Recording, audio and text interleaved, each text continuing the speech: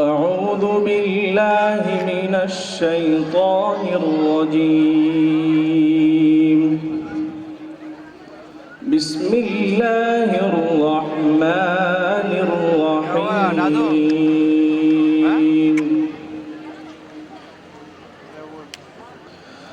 وإذ قال إبراهيم رب اجعل هذا البلد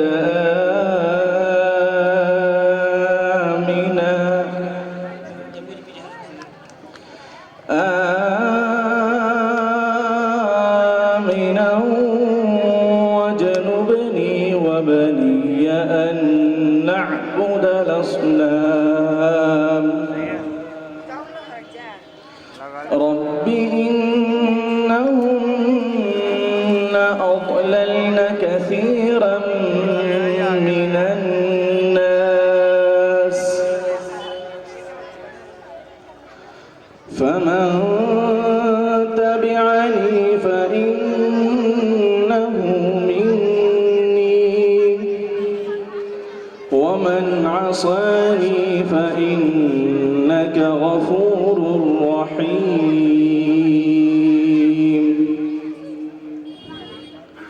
ربنا إني أسكنت من ذريتي بواد غير ذي زرع عند بيتك المحرم ربنا ليقيموا الصلاة فاجعل أفئدة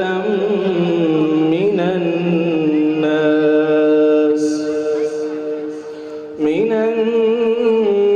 تهوي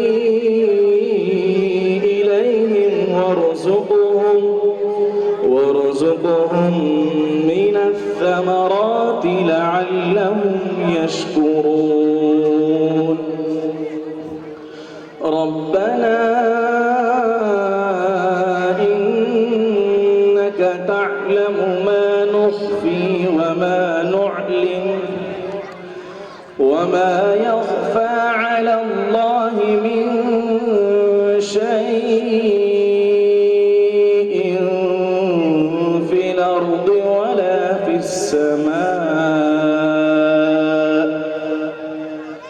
الحمد لله الذي وهب لي على الكبر إسماعيل وإسحاق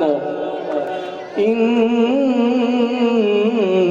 ربي لسميع الدعاء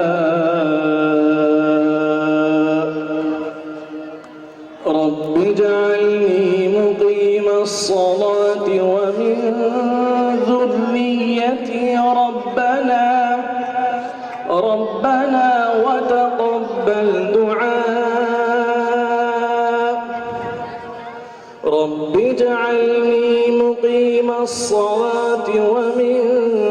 ذريتي ربنا وتقبل دعاء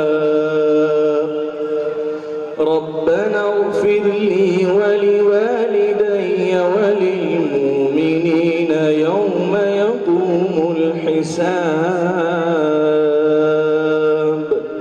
صدق الله العظيم.